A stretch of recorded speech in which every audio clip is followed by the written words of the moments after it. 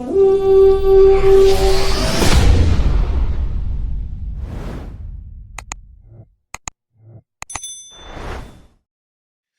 up, Viking fans? And thank you for tuning in to the Skol State of Mind podcast. Well, that time is finally here. The preseason is officially over.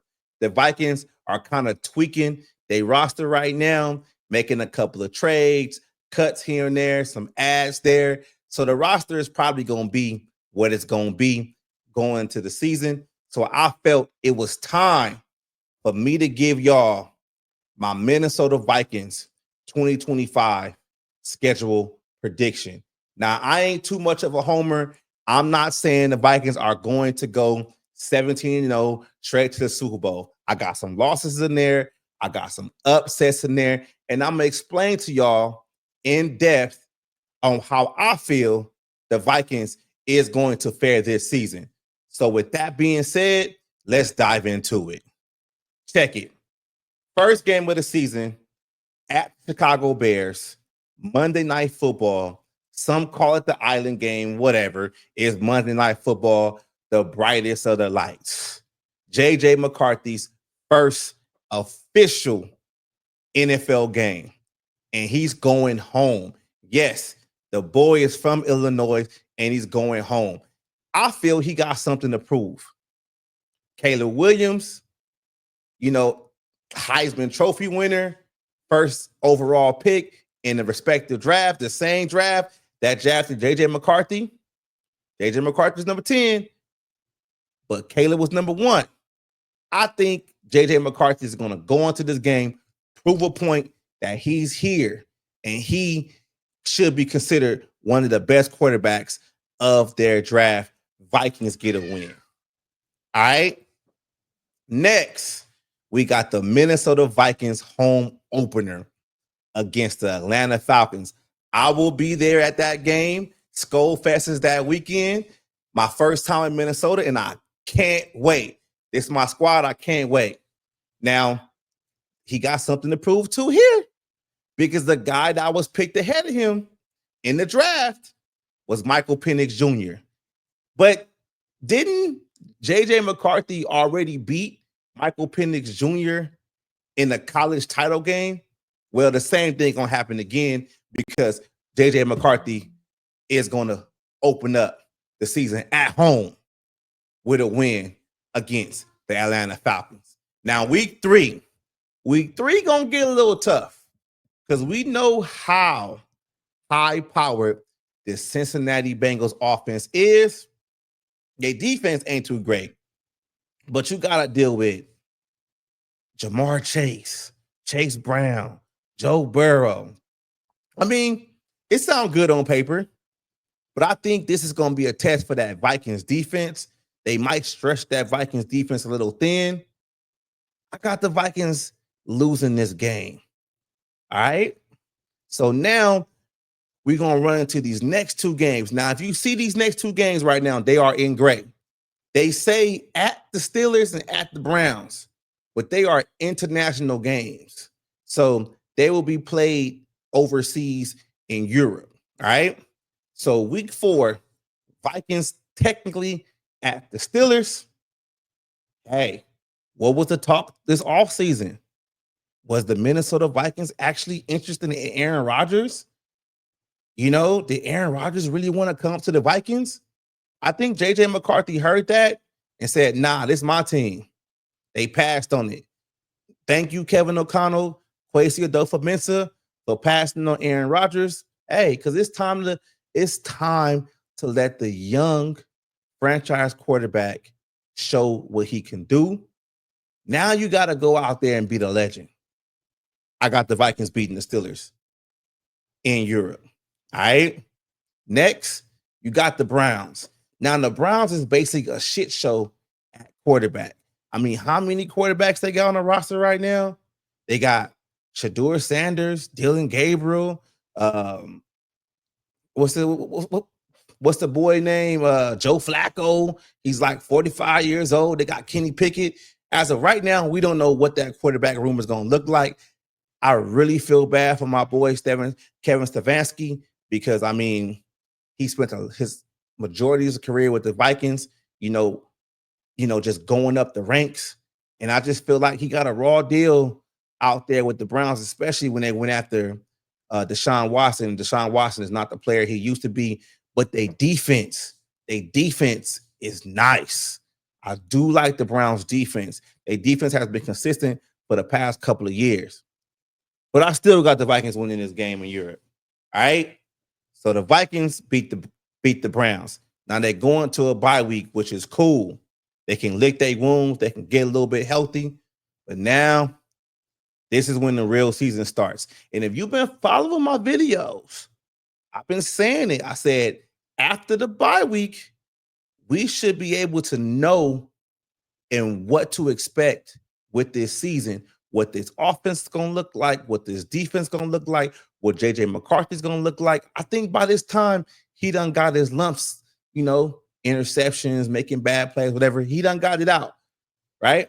But you got to go against the reigning Super Bowl champions. And this team is stacked. You feel me? Like, this team is stacked on paper. Jalen Hurts, A.J. Brown, Vonta Smith. Hey, my opinion, he was the MVP last year. Saquon Barkley. And that defense is nasty, especially that D-line. I mean, they got some good corners over there. Cooper DeJean.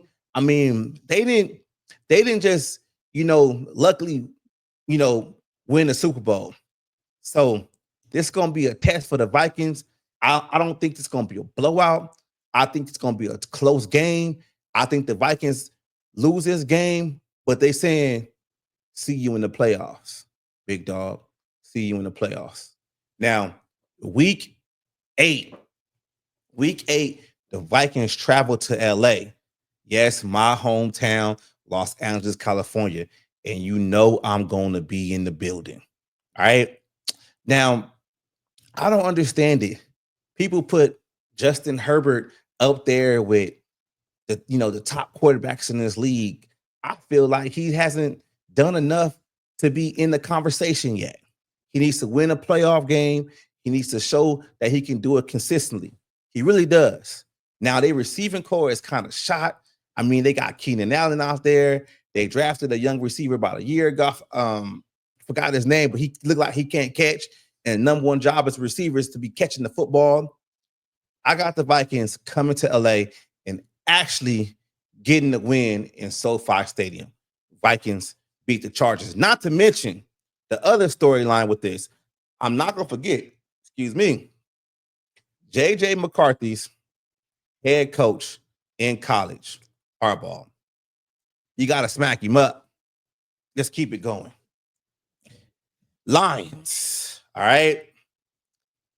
Now the Vikings travel to Detroit to play against the Lions. The Vikings have not beat the Lions in the past 2 seasons. Ben Johnson is not there anymore. But the Vikings are still the Lions are still a good team. And I'm not a homer. I'm not finna come on here and say they're gonna just beat the Lions. First game last year with the Lions was close. The second one at the end of the season wasn't even that close. And the Lions were basically playing their third stringers on defense, and the Vikings still couldn't get the job done. This is going to be a test for both sides of the football, Kevin O'Connell and Brian Flores. But I think the Lions actually win this game. Then you go to the next game. You go back, you come home, lick your wounds. Now you got to play against Lamar Jackson. Lamar Jackson, in my opinion, is one of the top quarterbacks in this league. That defense is always consistent. I mean, it really doesn't matter what Lamar Jackson has at receiver. He's going to find a way to get the job done. He's electric. It's another test for this Vikings defense. And I feel that the Minnesota Vikings fall to the Baltimore Ravens. All right. Now, at this point, you don't have 2 losses. Now you got Chicago coming into the home field, coming into the bank. Your second time, seeing Caleb Williams, Ben Johnson, And however that offensive is, I got the Vikings sweeping the Bears this year. Vikings win against the Bears at week 11. Week 12, you got the Pack. Now, I think Brian Flores, he done figured out how to rattle Jordan Love, and they really don't have a lot of receivers as of right now that star-studded. Maybe somebody emerges by the time this game happens. I don't see it. I hope it does because I want all these guys to succeed. But at the same time, I got the Vikings beating the Pack the first game that they meet. Now, week 13, the Vikings travel to Seattle. Seems like the Vikings always got to travel to Seattle. Can Seattle ever come here? Now, you got to go against our boy, Sam Darnold, and his new team. This ain't really too much of a storyline to me because I think the Vikings go to the West Coast, take care of business, beat the Seahawks. Now, this is a game, week 14, that's going to be must-see football. The Vikings against the Washington Commanders. Y'all already know I'm a big fan of Jaden Daniels, but we don't know what that offense is going to look like this season. You got Scary Terry holding out for a new contract. I really don't know what they're doing at running back. They just traded Robinson to the 49ers in hope that this rookie running back that they have is going to emerge, but they still got Austin Eckler. Their defense is a little old, but they did get to the NFC title game last year. It wasn't luck. They're a team that knows how to come together. They scrappy. Dan Quinn is a hell of a coach. And I'm going to say it again. Dan Quinn is a hell of a coach. But I got the Vikings proving a point.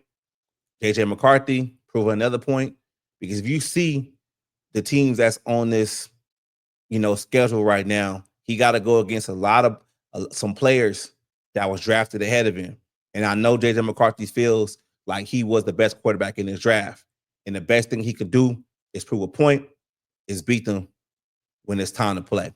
So I got the Vikings beating the Commanders, getting back on to a 4-game winning streak.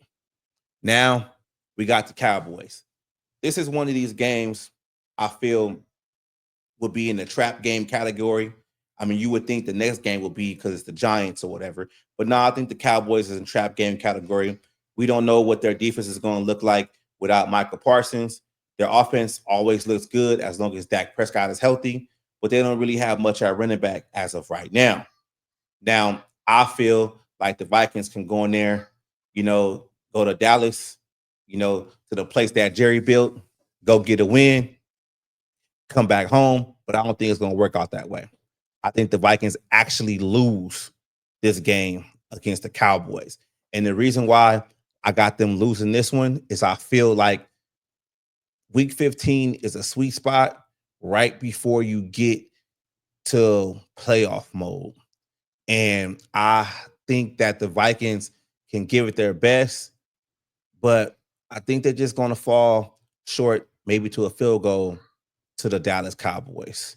Now, going to New York, and this is crazy. They got 2 back-to-back games. They got to go to Dallas, then they're going to New York. All right.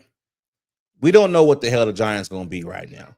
I don't want to be disrespectful, but I don't know what they're going to be right now. We don't know at this point, is Jackson Dart actually the starting quarterback, or is it still Russell Wilson? I mean, they got a hell of a receiver over there in Malik Neighbors, and I think they got an emerging running back.